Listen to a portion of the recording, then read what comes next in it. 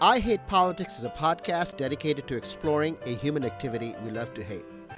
We look at human life, culture, and economics closest to us, in our neighborhoods, workplaces, schools and streets, and in our local governments. Together, we will explore how politics is central to getting things done in societies where we treasure diverse views and preferences. I'm Sunil Dasgupta. I've spent my life studying politics, and I know this. Unless we want to live in a dictatorship or monarchy, we are stuck with politics. Politics is more than Trump, Biden, or elections. It's how we fix potholes, make our streets safer, where we put our schools, and decide who goes to them. It's about coming together as a community. It's about us. Let's go find those stories.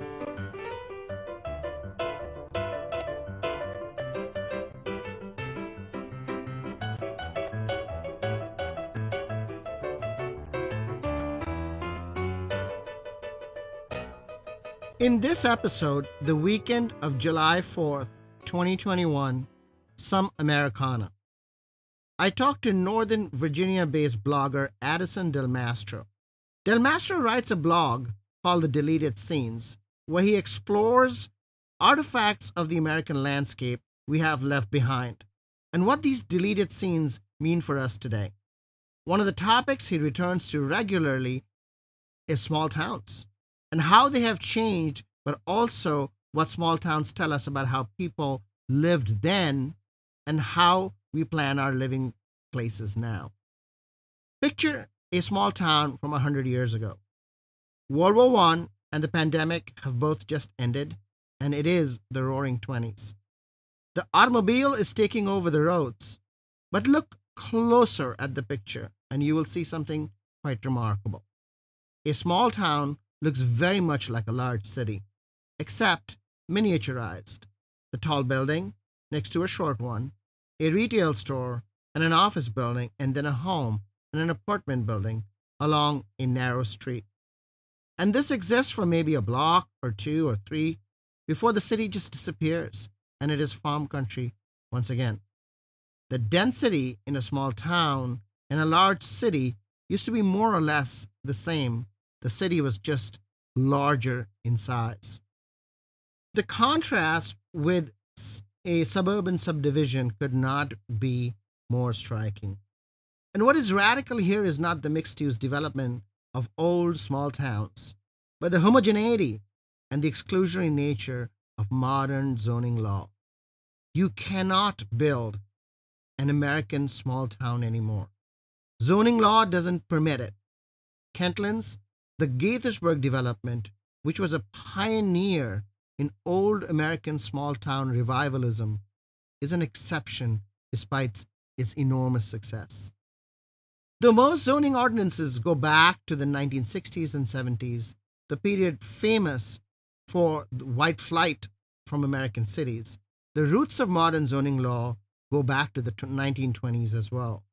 In 1926, the U.S. Supreme Court handed down the decision of Euclid versus Ambler, where the court said that the town of Euclid was able to regulate how private property owned by the real estate developer Ambler could be used.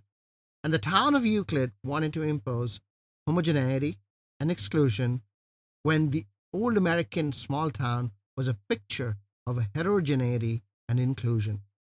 Now, before we get carried away, inclusionary housing in the 1920s was accompanied by exclusionary racial policy. But worth noting that we threw the baby out with the bathwater.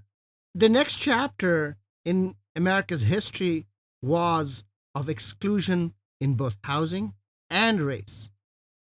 In this episode, we also have Miriam Schonbaum of Action Committee for Transit, an advocacy organization in Montgomery County, putting forward 4 demands on pedestrian and bicycle safety to the county government. Andrew Saundry's Up-County report looks at Gaithersburg City Council elections. Music for this episode comes from exactly 100 years ago, from 1921, from the soundtrack of the Buster Keaton movie, The Goat. It's our way of saying, Happy birthday, America. I'll be back with the news roundup.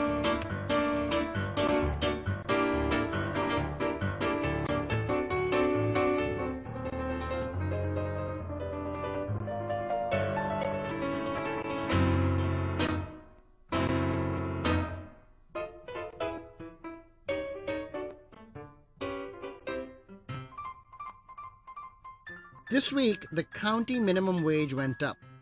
A 2017 county law has been pushing the minimum wage up a little every year. On July 1st, 2021, the rates went up to $15 an hour for large employers who have over 50 employees. Between 11 and 50 employees, employers have to pay $14 an hour minimum. And for small employers, the new rate will be $13.50 an hour. By state law, tipped employees are excluded from the county law. The county law itself exempts employees 18 years old and younger who work for less than 20 hours a week. Younger employees must be paid 85% of the state minimum wage, which works out to be $10 an hour. There's a lot of debate on minimum wage, but a few things are noteworthy.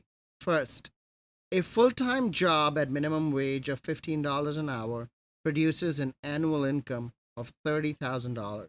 Second, the median household income in the county is over $100,000, but there are big differences by race. Third, wages at the bottom of the economic ladder stagnate longer than wages higher up.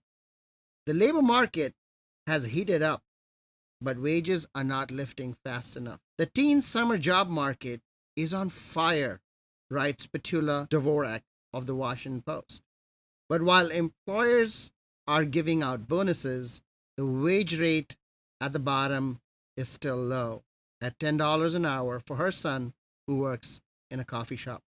After 4 months of working on the draft climate action plan, County Executive Mark Elrich released the final plan this week. The press release from the county points out that the plan will guide the county towards reducing greenhouse gas emissions by 80% by 2027 and by 100% by 2035. But activists point out that the 168-page document is a lot of good intentions, but does not include a schedule of specific actions and cost estimates for those actions, which means that the actual climate mitigation policies are yet to be decided. The plan also at first glance does not adequately address climate justice concerns. In the county council, Hans Riemer and Andrew Friedson have proposed a bill to allow tax mitigation for offering affordable rental housing. If at least 50% of dwelling units limit the rent charged for at least 15 years to an amount affordable to households earning less than 65% of the area median income, the plan is to offer 100% reduction of property tax for at least 15 years. Jacob Sesker, a former Montgomery County planning staffer and budget analyst, released a new report on Montgomery County lagging in economic growth, which in itself is nothing new. The report is commissioned by Empower Montgomery, a real estate developer advocacy group. Sesker suggests a $275 million job fund that would provide grants to commercial real estate owners and developers at $150 and $30 per square foot for rental improvements, and give employers, big employers, between $7,500 and $15,000 per job for moving to the county. We will examine this proposal at greater length in a full episode. We end this news roundup with Miriam Schonbaum of the local advocacy group Action Committee for Transit, who is now pressing the county government with 4 demands. Number one, $50 million additional dollars per year in the county budget for pedestrian and bicycle infrastructure, not paint or signs, with an emphasis on the county equity focus areas. Number two, a safe crossing at every bus stop in Montgomery County without removing bus stops by 2026, starting with the equity focus areas.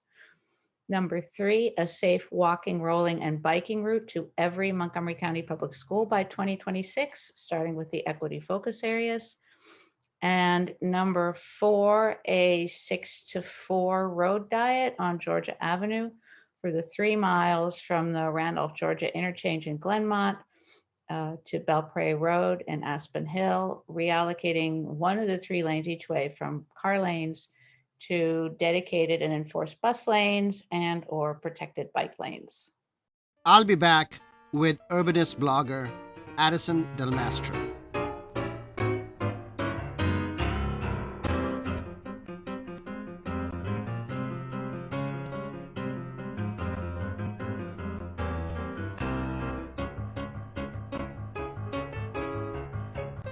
Addison Del Mastro, welcome to I Hit Politics. Hi, thanks for having me. Why do you find small towns so interesting?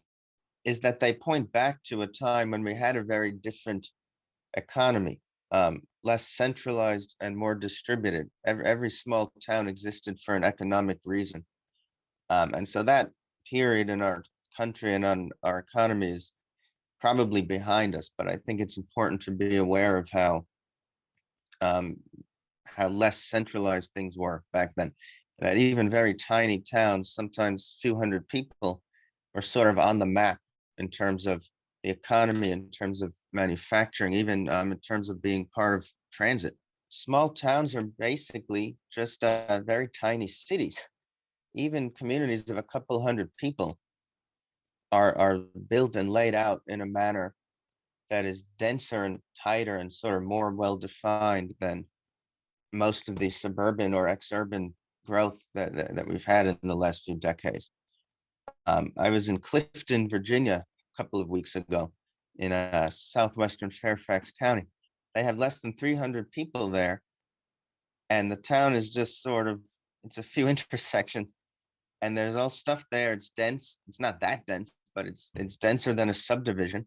And you walk a few hundred feet and you just sort of reach the end of town. There's this well-defined edge. There's this sense that even though we're out here surrounded by land and, it can almost feel like the middle of nowhere, we have a well-defined edge, and we have a sense of public space and a sense of place. Many of these towns also have apartment buildings.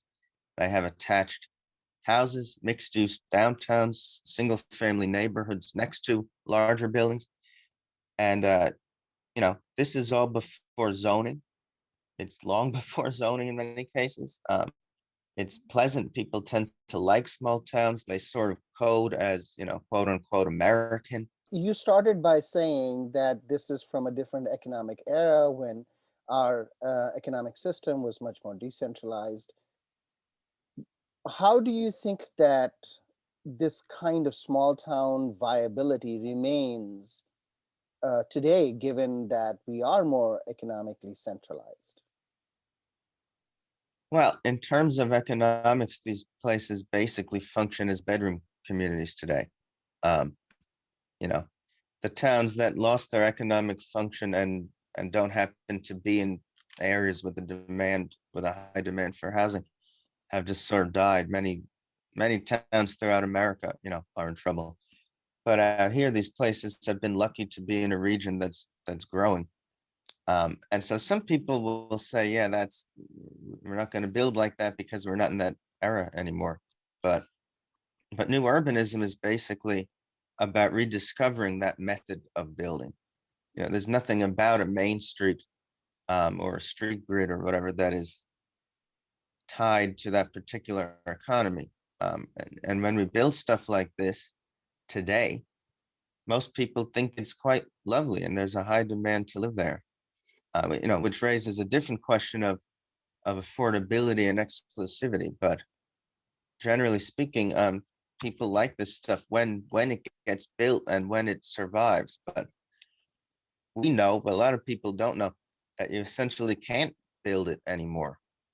I think some people probably think there must be a good reason for that, but a lot of the reasons just boil down to that the zoning codes will not permit development that resembles the way places were built until 1950. And that's sort of old hat for urbanists, but believe me, I run into people who really don't know any of this, and I like to make them think. Okay, so you also made a distinction between exurban growth driven by zoning and the sort of small town growth that happened in American history prior to zoning, right? Can you describe that difference? Obviously this is about building multifamily homes next to single family home, but visually, can you describe what the difference is between an old main street and a subdivision? Yeah, well, if you want to see that yourself, one of my favorite examples is driving west on US 50 from Uh-huh. from Arlington or from DC, all the way to Winchester. I did a photo essay on that trip once. It gives you a real sense of all the different types of development. It takes you through, I don't recall what it's called in DC, but Route 50 runs through DC. And then it's called 50 in Arlington, and it takes you through the area that's been quite built up there in recent decades. Mhm. This sort of, it's not quite a city, but pretty close. Right. And then it takes you through all the suburbs, mid-century suburbs through Fairfax. And then you reach about Chantilly, and you start to see these exurbs. And you can just see in between, patches of green, there are brand new houses. They're not facing the road. They don't sort of interplay with the road. They're just sort of, here's a curb cut in the street here, and it winds for half a mile into the countryside, and it's lined with big houses. And then across the street, there's another one, and they're owned by different developers, and they don't talk to each other. There isn't a sense of fabric, really. It's just kind of, here's a plot of space we bought, and we put, houses here. And it just goes on like that for something like 5 to 10 miles. And the only commercial stuff there is also strip malls along the road. If you just drop down in the center of that, there is no center. There is no core place. I mean, people refer to these subdivisions as neighborhoods, and they've been lived in long enough, they kind of become neighborhoods. But then if you drive another 10 miles or so, you get to Middleburg, which out in Loudoun County is another one of these old towns. And they have connected houses. They have single family houses. They have a pretty vibrant main street. You can tell the difference when the highway narrows down into the main street. And it's actually interesting because 10 or 15 years ago, once you were past Chantilly, there basically was not anything until you got to Middleburg. That was the country, and Middleburg is an 18th century settlement that's quite well preserved. Now the exurban sprawl just runs right into Middleburg, and I was there a few months ago, and there are signs in yards there now saying oppose this housing development, oppose that housing development. I mean, Middleburg is 70 miles from DC, so it's really something that we're still building stuff horizontally out that far, just for commuters, for bedroom communities. So I'm kind of conflicted there. On the one hand, housing is good. On the other hand, I suppose it would be nice for a well-preserved village that far from the urban core to kind of stay around as it is, and to be putting housing in places that's more useful for people who live and work in the region. What are the transportation issues in these small towns?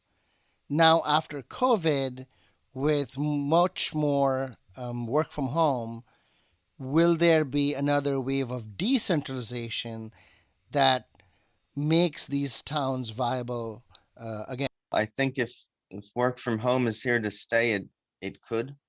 Probably not people decamping, from here to the Midwest or something.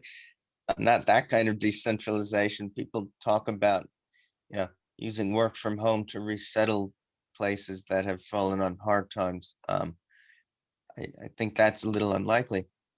But I did see an article, I forget which outlet it was from, a couple of weeks ago, saying that if you have a hybrid workplace sort of permanently from here on out, that the edges of the exurbs will grow quite a bit.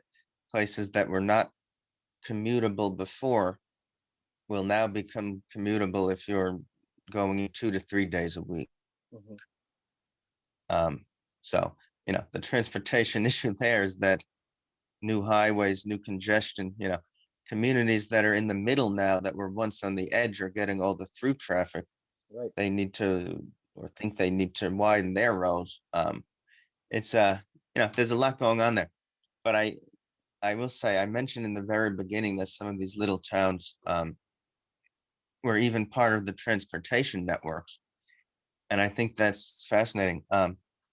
If you know the village of Bluemont in Loudoun County, yeah, it's a tiny little village. You basically wouldn't even know you're driving through a place, but it is a place, and it's been there a couple of 100 years.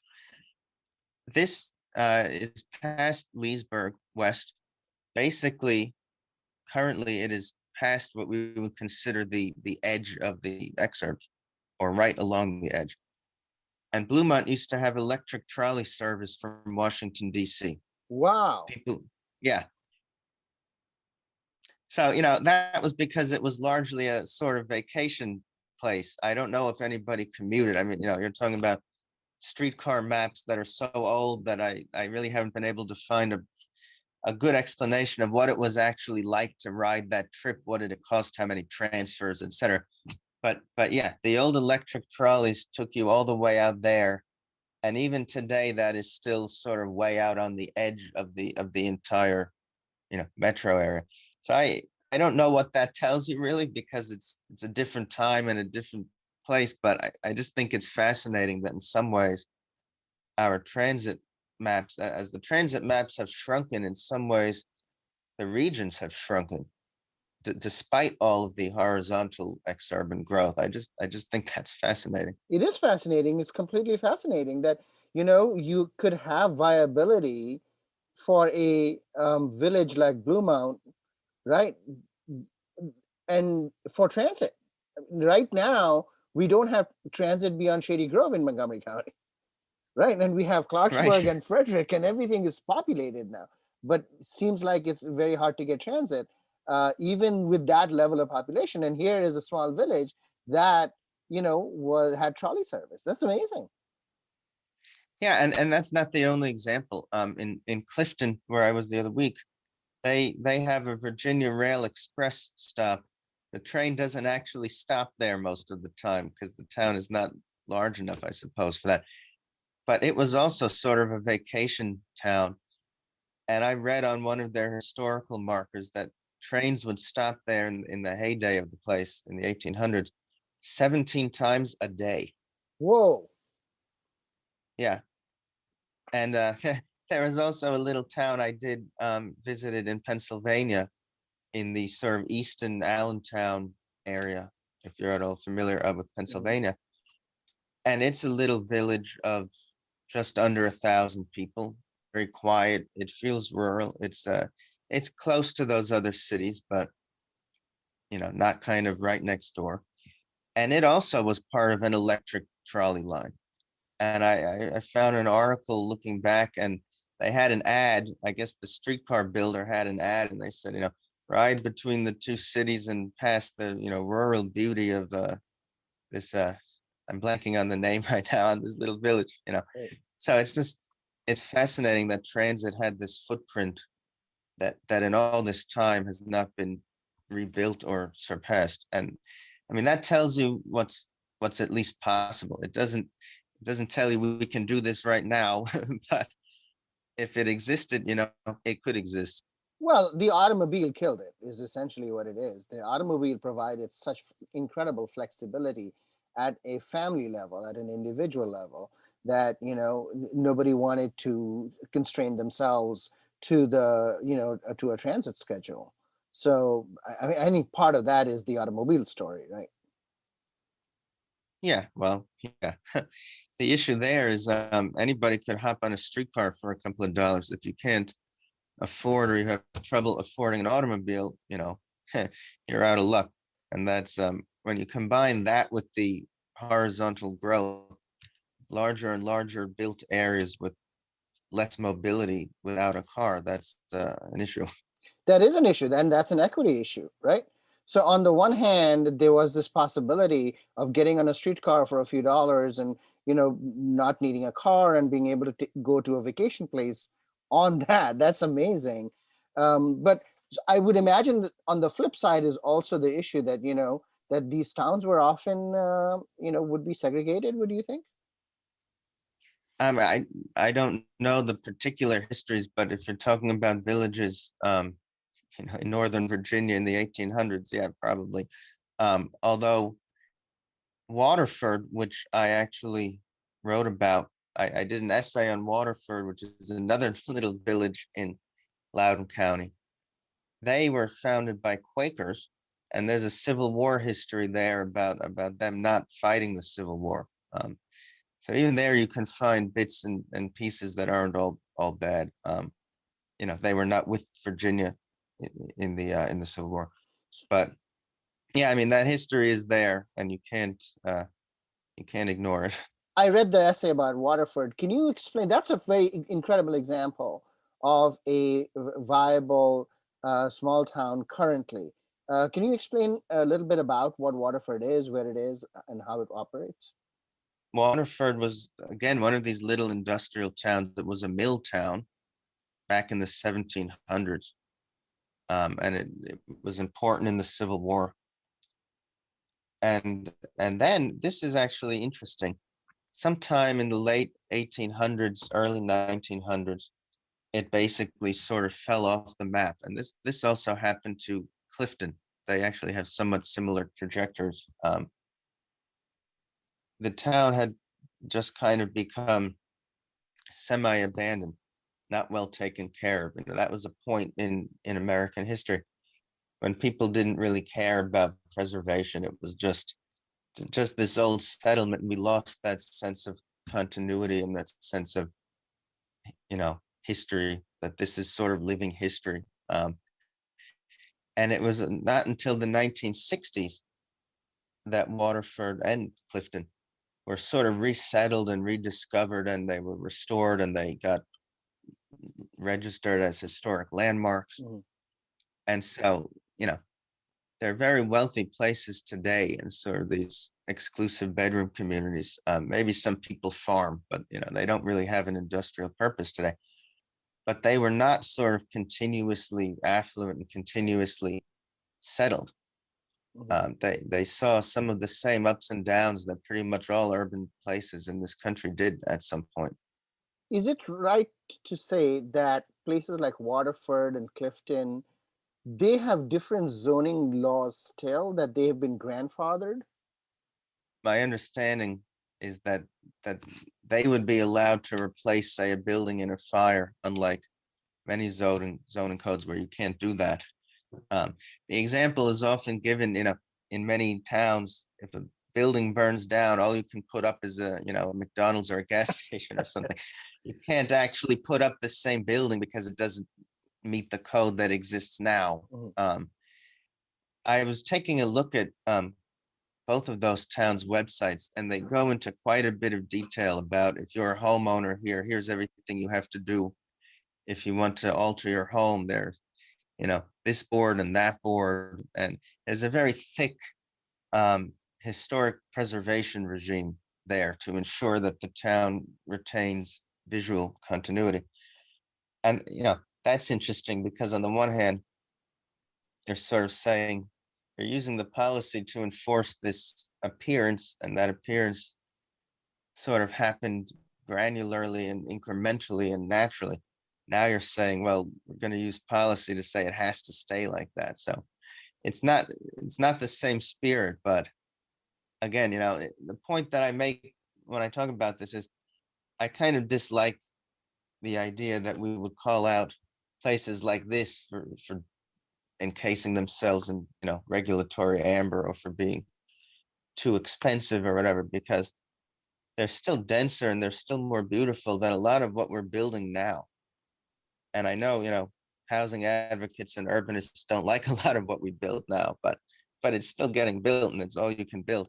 So in some sense, small towns like this are a dwindling resource. They're a physical reminder of what can be built, of the level of of beauty and density that you can get on a piece of land. And I think it's important that that, remains. I want to get back to the comparison between Stanton, Virginia, and or Waterford, Virginia. You said Waterford was just 200 people and Stanton was 25,000 people. Does Stanton have any local economy there? What is it supporting the 25,000 people? Or are they all just commuting here? They have a university there, so that helps. Mhm. Some of them commute. Like many towns, the local economy is not what it was in the beginning when there was industry there. Sure. But one of the things I actually wrote about was the restaurant scene. Mhm. Now you see this in a lot of towns, but they have quite a handful of restaurants there. And a lot of these restaurants draw produce and, products from local farms. Mhm. I've been to a couple of those farms, been to a couple of those restaurants. So you have local restaurants, by people who live there, people who are entrepreneurs and who are invested in the vitality of the place. And they make relationships with local farmers and local producers of other, foodstuffs. And then local people and tourists sort of come there for the food. And then they shop at Main Street. And so, that's commercial, and maybe it's a little thinner and a little more fragile than whatever economy used to exist there. But in some ways, it's also reinventing the regionalism that used to support these places. It isn't relying on chains. It isn't relying on, an Amazon warehouse or something, or a headquarters for that matter. What they're doing is, however well or badly they do it, they're not trying to buy growth or trying to have somebody come in and say them. They're trying to build wealth, and building wealth and buying growth are not the same thing, and they're probably opposites. Right. What is interesting also is the fact that tourism has become once more the driver of the town. So enough people from the Washington D.C. area will go out to Stanton just to eat and stay the night. I don't know if it's enough, but the town is doing quite well, and we do that. My wife and I do that. So I mean, many people do. There are tourism guides that say, this is a place to go for restaurants. And by the way, the restaurants, also tend to be sort of Southern food. They're maybe a little elevated over a diner, or something like that. But they're nodding to the local culture, and they're embedded in some kind of local economy. Have you seen any of these towns work in Maryland? We've talked about Virginia, but have you been to Maryland at all? I would like to get to Maryland more. I'm less familiar with it. There are some places I'd like to visit and learn more about. What's on your list? I think the name of it is Brunswick. It's a city along the river out near Harper's Ferry.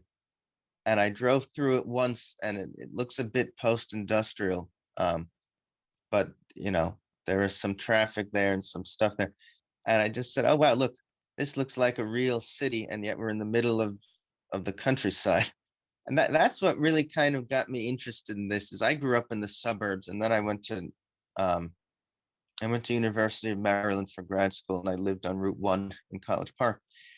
I had never really seen this phenomenon before, in suburban Maryland and suburban New Jersey. I'm just kind of driving through true countryside or agricultural land, and then suddenly there's a city that's identifiable as such, not houses along the street, an actual settlement. And then half a mile later, it's countryside again. And it was just that experience of being on the road and seeing that got me sort of interested in this. Addison Del Mastro, thank you for joining us. Do you want to tell people where to find your photo essays, your blog? AD_Mastro on Twitter. And I do a daily blog/newsletter at Substack, and that's called The Deleted Scenes. There's a fellow who owns Deleted Scenes. I'm The Deleted Scenes. So don't confuse those. But and I write about this stuff a lot. I do photo essays there. I do personal essays there. The focus of most of this stuff is on the general cluster of land use and urbanism and built environment. It's Thank you again for joining us. It's really a pleasure, and I hope you'll come back.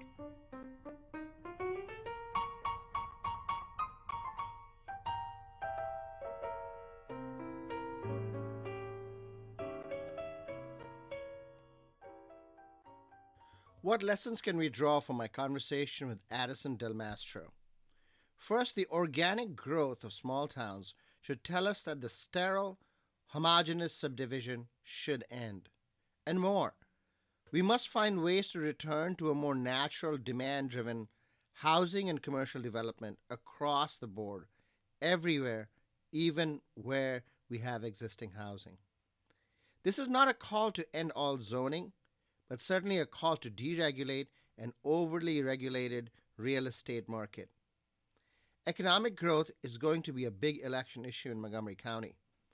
We are now in a regulatory failure rooted in zoning laws that have created artificial shortages of homes and of land, not to forget sprawl and a climate disaster. This failure has sent home prices skyrocketing for over 2 generations, allowing existing homeowners to enjoy unprecedented capital gains while worsening suburban sprawl. Montgomery County finds itself with an aging population and economic stasis. This is a wealth trap, where high home prices keep many residents happy, but growth becomes hard because new energy, immigrants, and younger people cannot participate. Imagine the energy that'll come from loosening the stranglehold of single-family zoning. Really, if you are fortunate enough to be ambulatory, who doesn't want the convenience of being able to walk to a neighborhood coffee shop or a barber or a dry cleaner?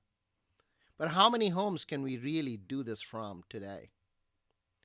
Second, if a small town like Bluemont, Virginia, can have trolley service from Washington, D.C., 17 times a day in its heydays, how is it that we cannot connect Frederick with regular train service to D.C.?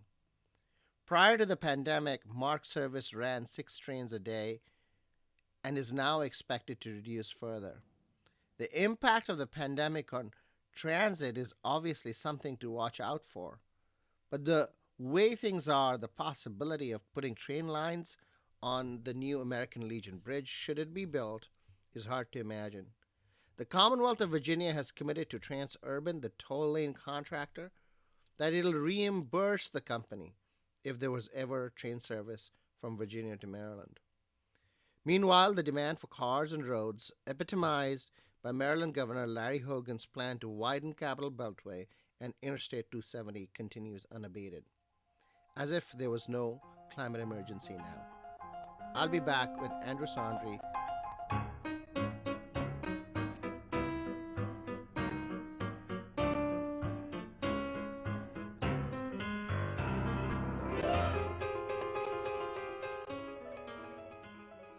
Hey, Andrew, how are things going up county? Hey, Sunil. Good. Thanks for asking. This week, I wanted to talk about the 2021 Gaithersburg municipal elections, which were just shaken up by the entrance of 3 challengers into the race and the decision of the 2 incumbents who were up for re-election to not run again. One, Michael Sesma, who has served for 4 terms and just decided it was time to retire. The other, Lorianne Sales, who has served for 1 term, is now running for an at-large seat on the Montgomery County Council. So who are the new candidates? There are currently 3 candidates. Dave Belgard, who works at General Dynamics and is a member of the Police Advisory Committee and the Community Advisory Committee. Jim McNulty, a member of Gaithersburg's Old Town Advisory Committee and the Economic Development Committee, who also ran for a seat in 2017 and came in 4th. And just as an interesting side note, he was one of the 3 hostages who was held in the 2010 hostage crisis at Discovery Center in Silver Spring. And he subsequently founded a PTSD support group. And then the 3rd candidate is Philip Cook, who works at a local biopharmaceutical company. So 3 candidates for 2 seats. The 2 that get the most votes get on the council, correct? That's right. Whichever two of the candidates get the largest number of votes citywide win the two vacant seats. What are the issues in the race? Well, I reached out to each of the candidates to ask them just that, and this is what they said. Philip Cook said that his biggest issue is the urban environment and tree canopy. In his statement, he declared that he doesn't think that we should be cutting down any more trees in the city unnecessarily, and that the city should be moving towards a more sustainable and green energy use. Both McNulty and Bellegarde highlighted the redevelopment of Lake Forest Mall as top priorities for them. Bellegarde indicated that this issue is both a housing and transit issue as well as a job creation issue. In testimony that he gave before the Gaithersburg City Board of Planners, he spoke in favor of using the land for new housing, encouraging multifamily units with an emphasis on walkability and access to transit. He also mentioned a desire to allow big box stores to fill some of the vacant commercial space in the new development. McNulty also mentioned his support for the redevelopment effort, encouraging the planners to take a holistic approach that takes into consideration questions around how the new commercial and residential areas will impact things like traffic, school crowding, transit use, and I quote here, legacy businesses like Old Town, the Kentlands, and even the Crown.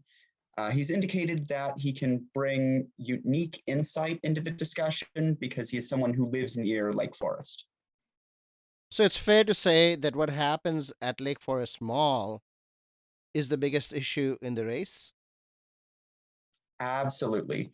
And I intend to do a deeper dive on that issue later, but it's certainly not the only issue in this race.